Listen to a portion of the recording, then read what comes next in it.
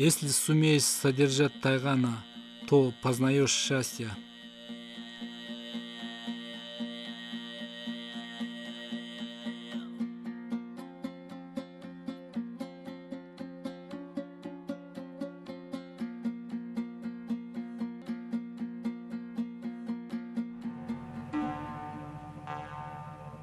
Здравствуйте. Меня зовут Акунов Алмазбек, а это мои тайганы.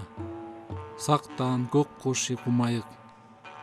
Кыргызы считает, что тайган произошел от Кумайыка. Что означает Кумайык? Кумай — это грифон, хищная птица, а ыйык — священное.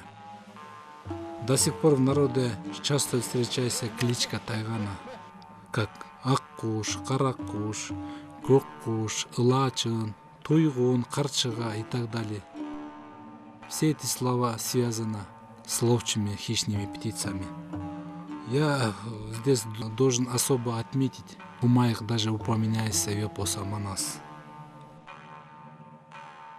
На холме Кумбулака, где он делал омовение, неожиданно встретился щенок величиной с ладонь.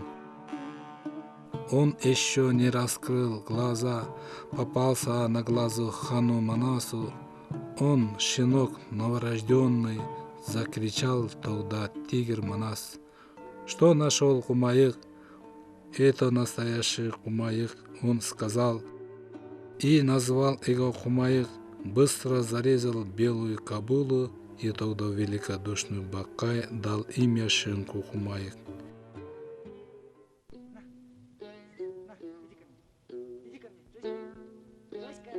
Тайган как будто спокоен, даже флегматичен, но при виде зверя резко возбудим. Аллюр до подъема зверя неторопливо рос при преследовании карьер.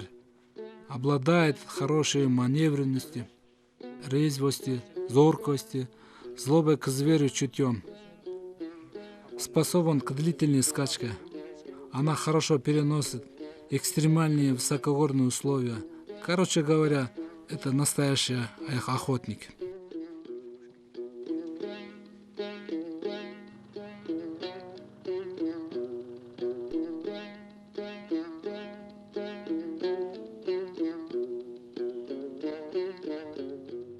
Мое детство было насыщено народными традициями.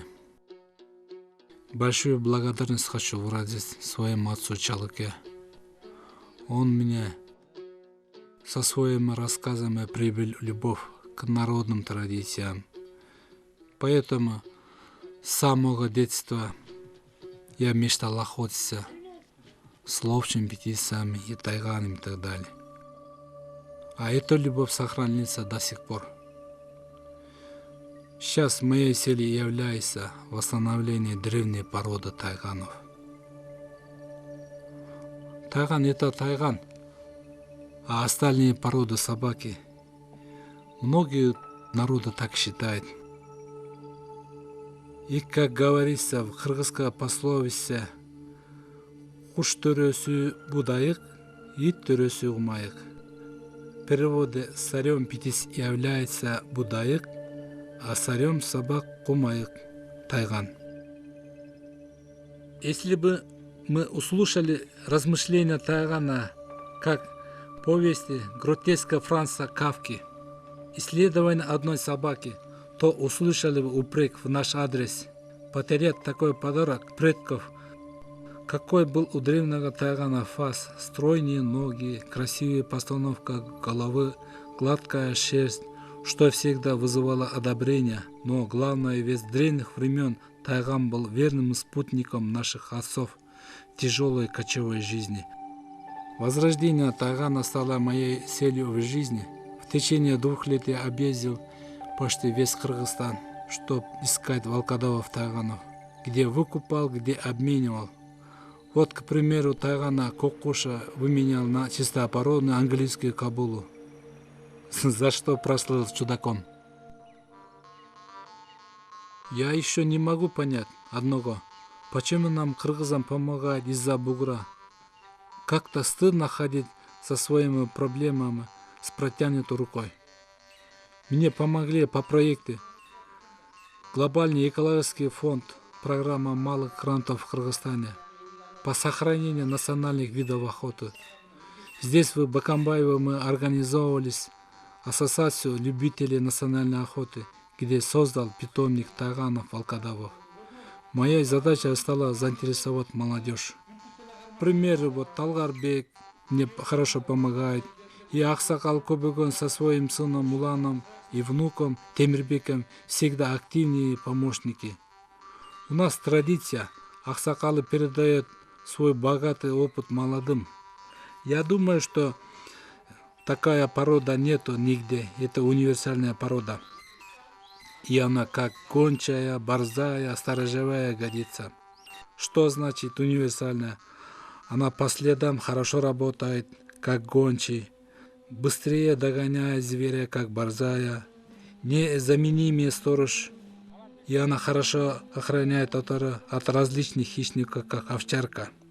Этот тайган с веками формировался, прихотливую борзую, и способна охотиться в различных условиях, обеспечивать добычу как себе и хозяина.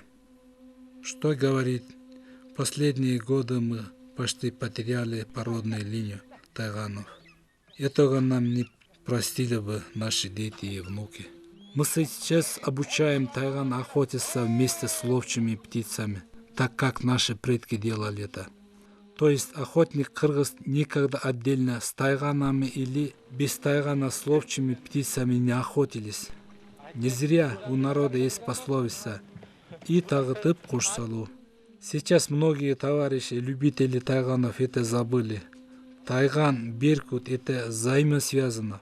Во время охоты они друг другу очень хорошо помогают. По законам старинной охоты сперва запускают на дичь беркута или сокола, а потом тайгана для страховки.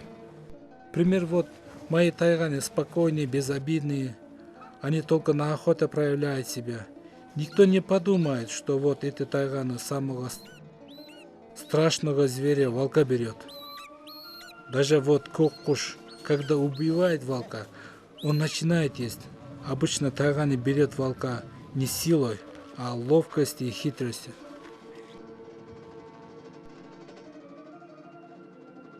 С целью популяризации национальной охоты мы каждый год проводим фестиваль Салбурун. Почему этого фестиваля называли Салбуруном?